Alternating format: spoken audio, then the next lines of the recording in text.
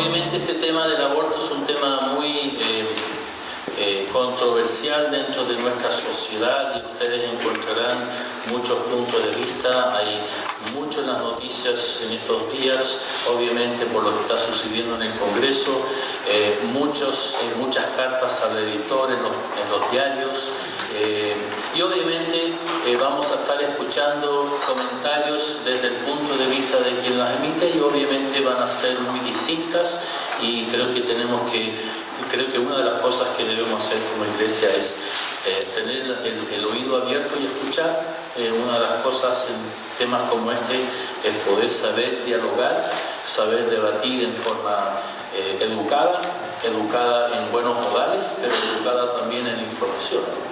y poder tener temas para dialogar.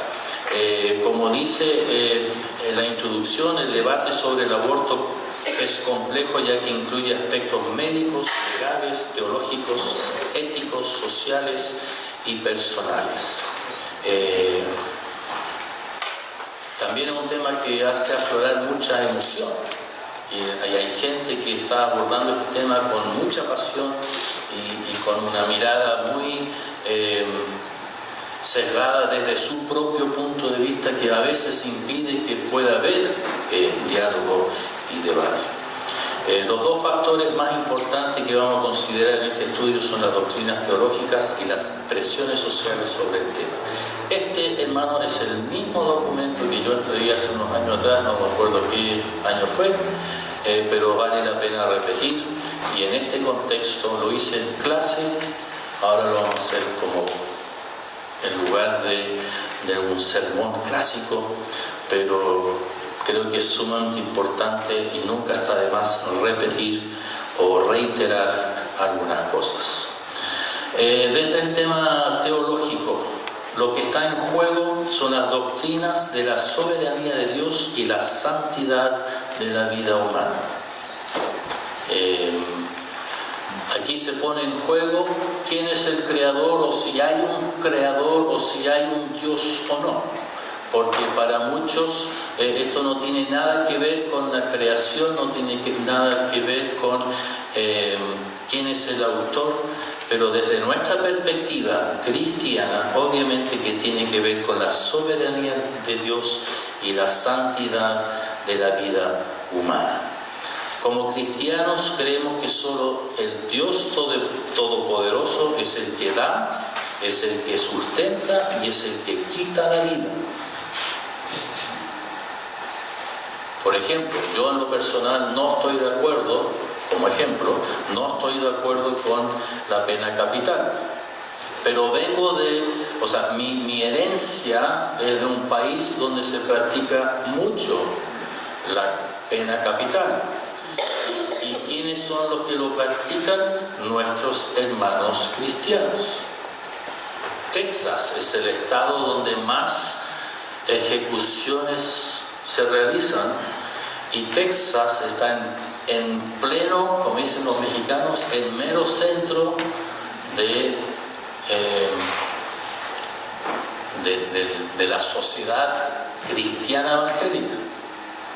Yo no estoy para ni defender ni acusarlos, simplemente son culturas distintas, son formas de ver las cosas distintas, pero yo en lo personal creo de que no es mi deber como persona decidir si otra persona puede vivir o no. No importa lo que haya hecho, no importa cuánto mal haya causado, cuánto dolor haya causado. Mi postura es que mientras una persona tenga vida, aún hay esperanza de que esa vida pueda ser transformada por el poder del Espíritu Santo y entregándose a Cristo como Salvador y Señor. Por lo tanto, el aborto no es solo quitar la vida, es entreponerse en lo que Dios hace. El hombre toma la decisión que le corresponde solo a Dios. Esa es nuestra postura teológica. Por lo tanto, cuando hablamos de la soberanía de Dios y la santidad de la vida humana, estamos diciendo que Dios es el autor de la vida, por lo tanto, Dios es el que decide hasta cuándo uno vive, Dios decide cuándo nos llama a su presencia, Dios es el que decide quién vive, quién muere, o cuánto uno vive y cuándo uno muere. Y por lo tanto, cualquier otra decisión es anteponerse o entreponerse en lo que Dios está haciendo. No es nuestro lugar el tomar esas decisiones. Ahora, en cuanto a temas sociales, las propuestas del gobierno, recuerden, son despenalizar el aborto por el peligro de la vida de la madre, la inviabilidad del feto y la violación. Ahora, yo aprovecho esta misma instancia para decir, primero, cuidado con condenar así directamente al gobierno o a la presidenta o a los políticos o al Congreso, etc. Les recuerdo, ella y los que la acompañaban dijeron que iban a hacer esto y fueron elegidos y están cumpliendo con su agenda. Fueron elegidos por un país en forma libre y simplemente está cumpliendo con su proyecto. Entonces no debiéramos espantarnos o asustarnos o molestarnos porque ahora lo está haciendo. Debiéramos haber actuado o hecho algo antes, pero ahora ella simplemente, o ellos simplemente están cumpliendo con lo que prometieron. Lo otro que aprovecho de decir en esta instancia, yo nunca les voy a decir a ustedes por quién votar. Esa es una decisión absolutamente personal, privada, y no tienen por qué contarle a otros por quién votan y tampoco deben sentirse presionados por otros y menos por su pastor por quién deben votar. Han circulado videos, han circulado cosas que dicen voten por estos o no voten por estos otros y les dan las razones por qué. Hasta personalidades cristianas evangélicas de renombre. Yo nunca voy a hacer eso. Cuando nosotros elegimos a nuestras autoridades, las personas votan y votan por distintas razones por sus candidatos. Y no creo que haya un solo candidato que pueda agrupar, aunar todas las razones que me representen a mí. Uno representa algunas cosas, otro, y al final uno tiene que decidir, pero sí creo en la participación responsable y sí creo que es nuestro deber votar. Ustedes me han escuchado decirlo una y otra vez. Creo que es una gran irresponsabilidad el no participar y mantener una actitud apática ante lo que sucede en nuestra sociedad. Debemos ser ciudadanos participativos. El resultado sea cual sea, igual debemos ser participativos en lo que sucede. Y por lo tanto, yo nunca les voy a decir voten por estos o voten por aquellos.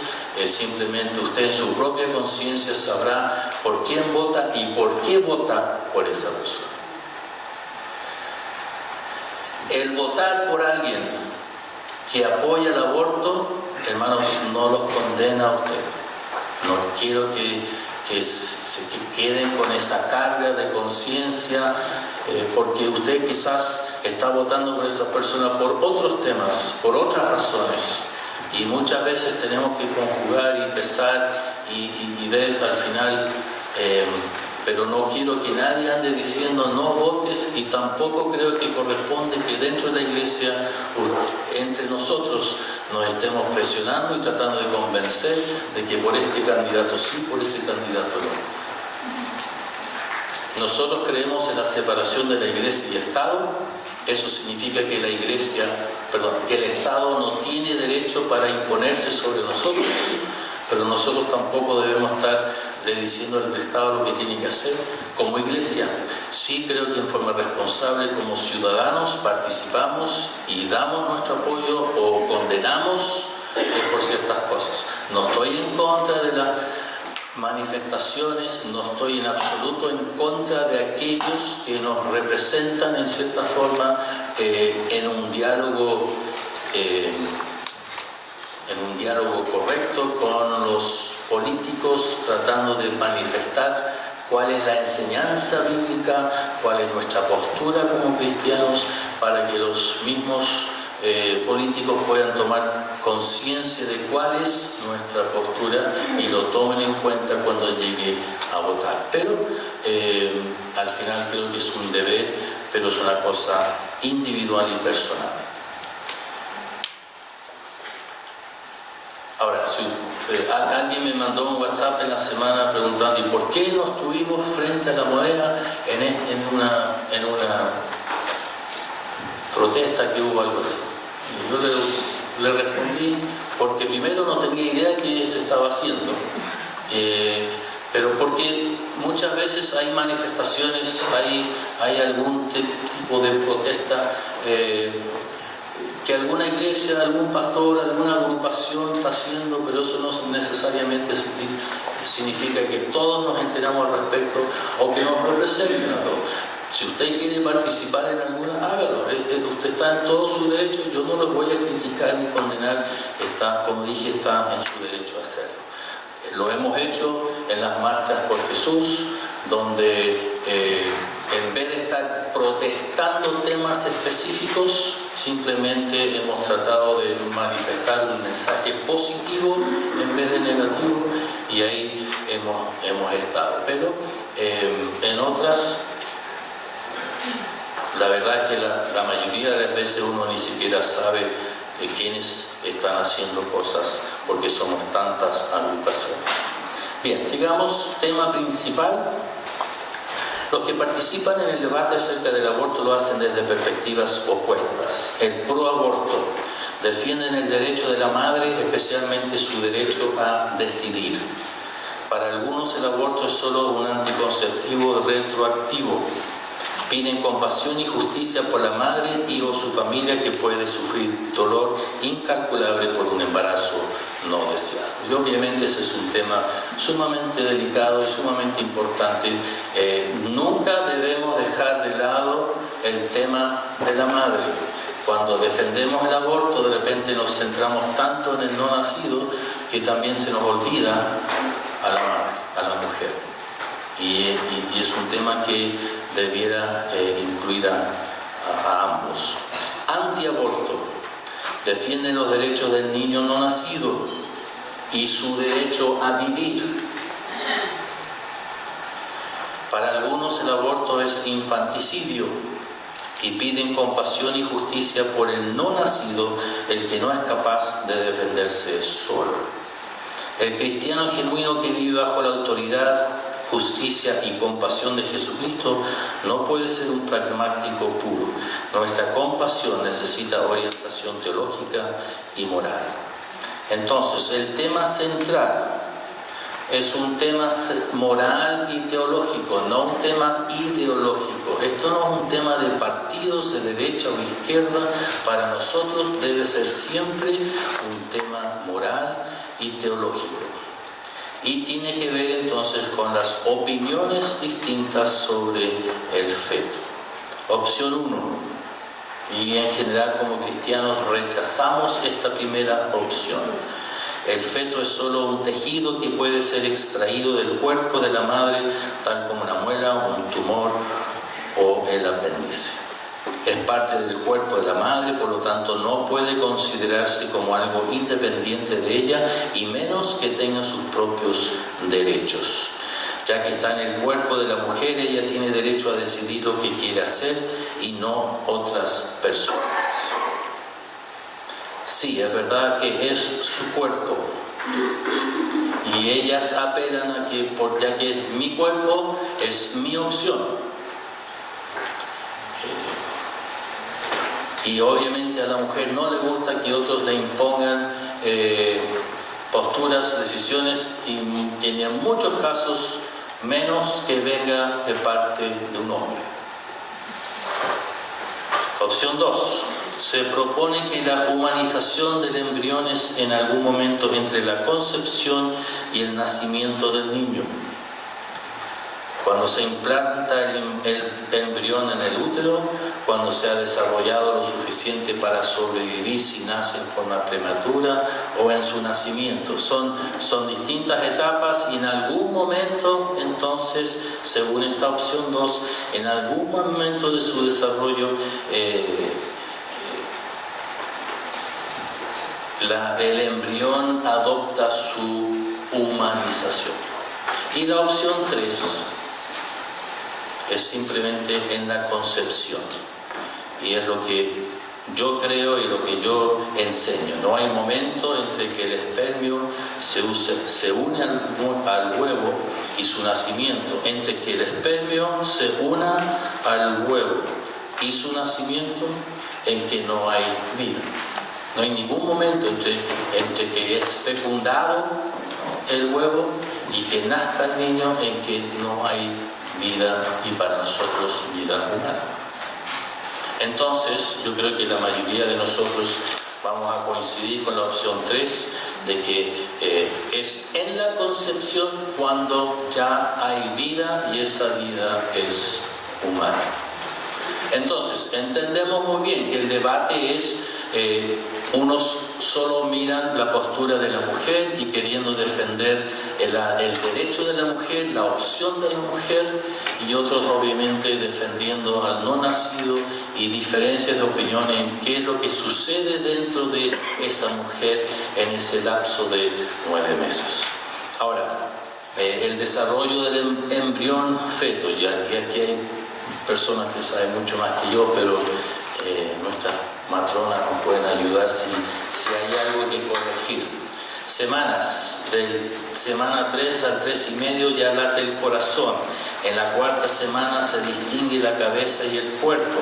De la 6ª a la 7ª semana se detecta funcionamiento del cerebro. En la 8ª ya se distinguen los brazos, las manos, las piernas, los pies, los dedos. Y no sé si otras cosas también. 13, el fin del primer trimestre, embrión totalmente organizado, de ahí en adelante solo crece en tamaño y fuerza. ¿Cuánto dura el embarazo? 40, 30, 40, y a la 13ª ya está formada la criatura, y de ahí ya empieza solo a crecer y fortalecerse, pero ya en el primer trimestre ya está formada. Base bíblica, y aquí solo vamos a ver Salmo 139. Nos declara 3 verdades este salmo: la creación, el punto 2, la continuidad, y punto 3, la comunión o el pacto. En la creación, alguien por favor que lea el Salmo 139 del 1 al 13.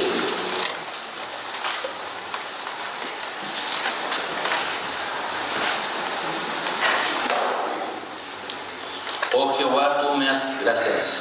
Oh Jehová, tú me has examinado y conocido, tú has conocido mi sentarme y mi levantarme. Has entendido desde lejos mis pensamientos. Has escudriñado mi andar y mi reposo, y todos mis caminos te son conocidos. Pues aún no está la palabra en mi lengua, y aquí, oh Jehová, tú la sabes toda. Detrás y delante me rodeaste y sobre mí pusiste tu mano. Tal conocimiento es demasiado maravilloso para mí. Alto es, no lo puedo comprender. ¿A dónde me iré de tu espíritu y a dónde huiré de tu presencia? Si subiere a los cielos, allí estás tú. Y si en el Seol hiciere mi estrado, he aquí, allí tú estás. Si tomare las alas del alba y habitare en el extremo del mar, y aún allí me guiará tu mano y me asirá tu diestra. Si dijere, ciertamente las tinieblas me encubrirán, aún la noche resplandecerá alrededor de mí, aún las tinieblas no encubren de ti, y la noche resplandece como el día. Lo mismo te son las tinieblas que la luz, porque tú formaste mis entrañas, tú me hiciste en el vientre de mi madre. Entonces, versículo 13, porque tú formaste mis entrañas, tú me hiciste en el vientre de mi madre. Ese término, formaste, tiene que ver con el acto divino de Dios del alfarero, el que en sus manos tiene el barro y va formando lo que Él está creando. La palabra hiciste significa el que teje, tú tejiste, es un acto divino que hace Dios. Obviamente este es lenguaje poético, pero habla de cómo Dios es el que forma, Dios es el que crea, Dios es el que nos hizo. Entonces el salmista en el versículo 14 se maravilla. Te alabaré porque formidables, maravillosas son tus obras. Estoy maravillado y mi alma lo sabe muy bien. Dios es el creador. 2. La continuidad. El salmista es un adulto que reflexiona sobre su vida mirando hacia atrás hasta antes de que naciera. Es lo que se expresa en este salmo. Versículo 1. Me has examinado, hablando de su pasado. Versículo 2 y 3. Has conocido mi sentarme y levantarme. Todos mis caminos te son conocidos. El presente, lo que yo hago ahora. Versículo 10. Allí me guiará tu mano y me asirá tu diestra, lo que viene en el futuro. Y en el 13 me hiciste en el vientre de mi madre. Prenatal. Entonces, pasado, presente, futuro, pero el pasado va aún más allá antes de que nacimos. Y hay toda una continuidad en esta comunión con Dios, en esta relación con el Creador. Dios nos conoce desde antes que nacimos, nos conoció cuando nacimos, nos conoce en nuestra vida actual y también nos conocerá en el futuro. Comunión y pacto. Comunión raya pacto, lo mismo. Hay una relación entre Dios y el salmista. Los pronombres en primera persona son del salmista y los pronombres en segunda persona se refieren a Dios. Entonces aquí vemos un acto de amor de parte de Dios. Es su gracia la que se manifiesta. Porque somos lo que somos por gracia de Dios. Y si somos personas es porque Él nos creó. Lo que nos hace personas no es que conozcamos a Dios, sino que Dios nos conoce primero a nosotros. No que amemos a Dios, sino que Dios nos ama a nosotros primero. Él es el que actúa en nuestro favor. Es el que nos hace. Él es el que nos crea y Él es el que obra con gracia hacia nosotros. Siempre es Dios el que toma la iniciativa.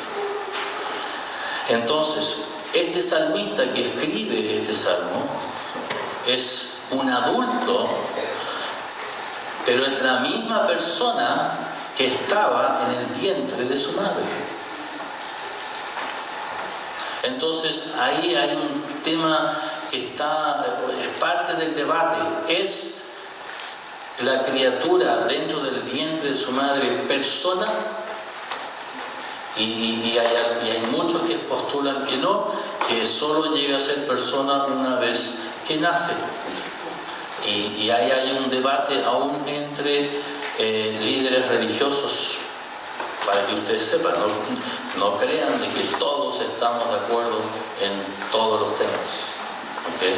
No es para asustarlos, es simplemente para que estén informados.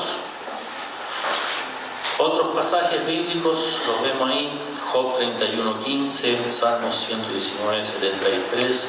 Por honor al tiempo no lo vamos a revisar. Anoten Éxodo 21:22 al 24. ¿Está ahí? Sí. Lucas 1:39 al 42. Ya, ok. Ya. Ahora, habiendo compartido esto, nunca debemos olvidar o dejar de considerar a la mujer que está o que está pensando en abortar, y tampoco debemos de considerar a la mujer que ya ha abortado. En un grupo de este tamaño, la estadística dice de que hay varios que en un grupo de este tamaño han abortado. Hermanos, yo no estoy aquí para condenar.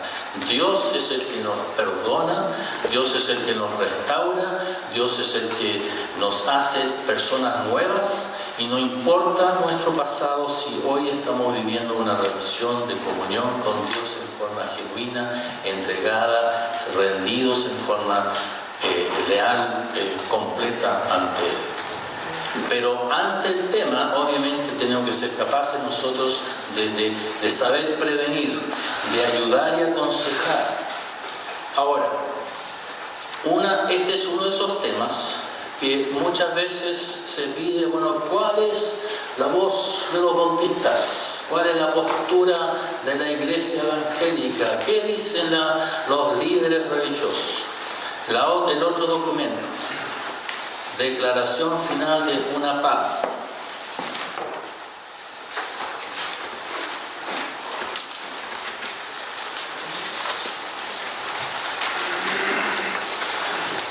Esta declaración yo estuve en Osorno en octubre de 2016 junto a unos 35 pastores de distintos lugares del país y hablamos sobre el punto 1, si se dan cuenta, cómo ser una iglesia vigente en un tiempo postmoderno. El 2, el proyecto de ley sobre el aborto en 3 causales. El 3, sobre la homosexualidad y el matrimonio igualitario. El 4, sobre el matrimonio y divorcio.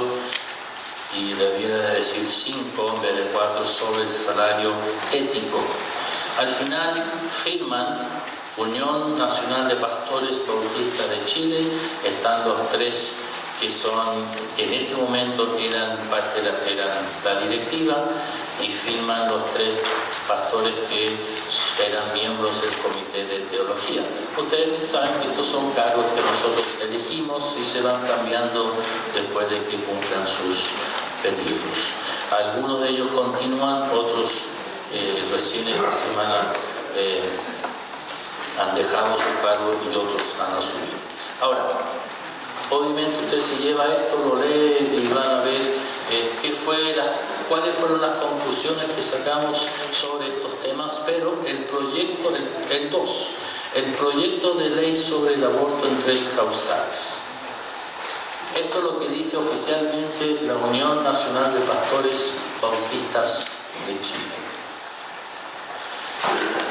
En torno al proyecto de ley que busca despenalizar el aborto en solo 3 causales, a saber, 1, por el riesgo de la vida de la madre, 2, por la inviabilidad fetal, asegurando estadísticamente que el feto no sobrevivirá, y 3, en un embarazo producido por violación, afirmamos: A, como cristianos bautistas no manifestamos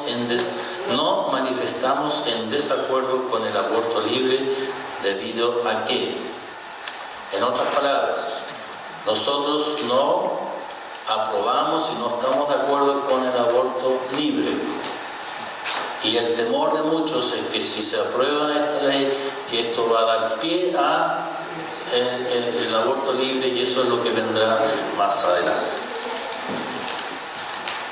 El A1, entendemos la vida intrauterina como una expresión de humanidad y persona en desarrollo. Es un ser vivo. 2, esto es, no responsable de su presencia en el útero materno inocente. 3, y es merecedor de todos los cuidados para que la vida se siga expresando en plenitud. Es frágil. B, la primera causal señalada en el proyecto no sería necesaria de legislar debido a la práctica médica común, en donde, observándose elementos que comprometan la vida de la madre, el profesional de salud interviene como sus conocimientos y competencias lo indicaren a favor de la madre, lo cual consideramos un comportamiento ético y coherente. En otras palabras, se declara de que los médicos ya están practicando esto. Cuando la vida de la madre está en riesgo, el médico va a velar por la salud de la madre. Y como pastores no estamos en contra de esa práctica, siempre velar por la vida. Y en este caso se está velando por la vida de la madre, si la vida de la madre está en riesgo. Cuidado con que todo es blanco y negro.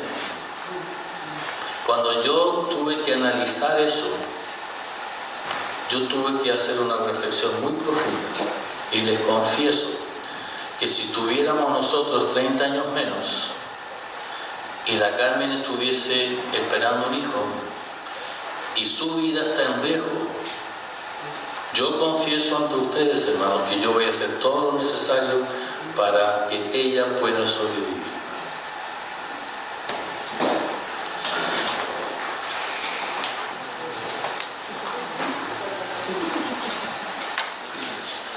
C.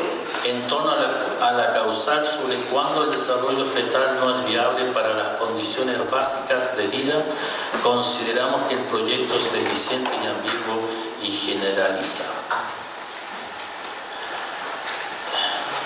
Aquí han habido tantos errores médicos, testimonios de personas que saben de que ellos fueron médicamente anunciados de que iban a nacer mal y después sanaron.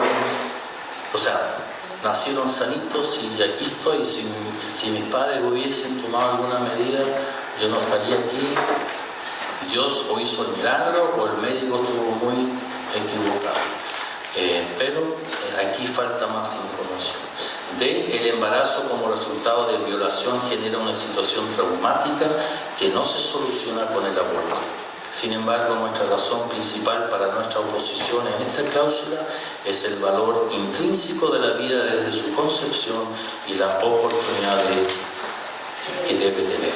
Por lo tanto, estamos en contra del aborto en cuanto a la causal por violación. Hay muchas otras opciones, pero ahí también hace mucha falta que como sociedad, Estado, Iglesia, políticos, universidades, educados, académicos, podamos ver cómo podemos atender mejor la necesidad de esa persona que ha sido violentada y violada. Ese es un tema sumamente delicado y muy complejo. Nadie le desea eso a otra persona. Nadie le desea eso a sus hijas, a su esposa. Y la persona que pasa por eso, obviamente, es un trauma sumamente duro. Pero creo que la vida de la persona en su vientre tiene mayor valor aún. Pero sí debemos hacer algo por aquellos que han sido agredidos, que han sido violentados, y no es simplemente llegar y cortar esa vida. Por lo tanto, en la primera no nos pronunciamos en el sentido que ya se está practicando y no encontramos mayor oposición. Está ok. El segundo, falta un poco más información. En el tercero, tajantemente estamos en contra. Pero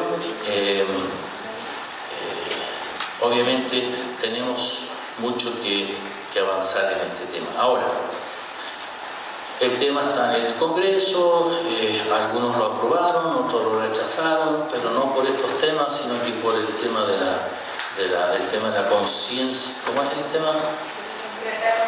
¿Cómo?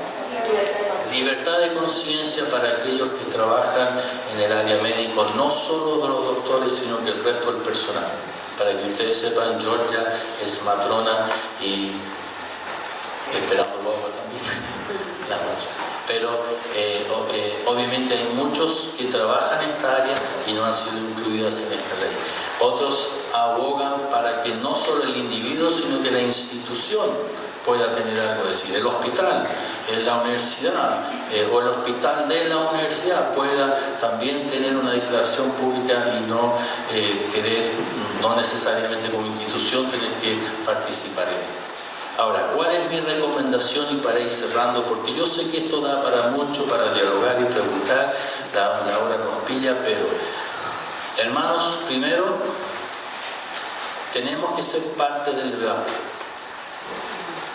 No estoy diciendo que tenemos que ir al Congreso, que tenemos que ir a la calle. Nosotros, en nuestro dialogar con otros, tenemos que saber debatir y defender lo que la palabra de Dios dice. Abogamos por la vida, pero la vida de la madre, pero también la vida del no nacido. Para poder debatir necesitamos, en segundo lugar, informarnos. Y lo peor que podemos nosotros hacer es mantener una actitud apática, desinteresada y no simplemente, como se dice en buen chileno, ni pesco al tema. Tenemos que saber informarnos y escuchar lo que se está diciendo y saber entonces dialogar en forma informada en las instancias y las oportunidades que se nos presentan, sin agresión, pero sí saber defender, hacer una buena apologética de lo que dice la palabra de Dios. Y obviamente, en tercer lugar, el pueblo de Dios tiene que orar, y orar mucho por nuestra sociedad, por nuestro país y por lo que está pasando. Yo creo que en cierta forma es inevitable lo que viene. Pero ¿qué vamos a hacer? ¿Quedarnos brazos cruzados? No. Y tenemos que entonces participar, pero participar en forma informada, responsable e informada. Así que, hermanos, les dejo esto para que vean de que los temas sí son los temas que están sucediendo en nuestra contingencia nacional actual, sí son de suma importancia. Y como iglesia sí debemos hacer lo que podamos al respecto. Si usted no está de acuerdo conmigo con algunos puntos, ningún problema. Igual nos vamos a encontrar en el cielo, espero, pecador. Pero yo sé que no tengo esa, no me llama la atención en lo personal estar ahí en la calle y estar protestando y alzando carteles y cosas. Pero no estoy en contra que otros lo hagan o que algunos de ustedes. Pero no me crucifiquen a mí si yo no estoy ahí en la calle. Creo que hay otras formas de hacerlo. Y cada uno tiene su... Pero creo, lamentablemente, la mayoría de las veces que estamos en la calle hacemos más daño que bien. Esa es una opinión personal. El famoso pastor Soto creo que no nos ha ayudado en absoluto en nuestra causa evangélica. Y creo que él va a tener que rendir cuentas después ante el Señor.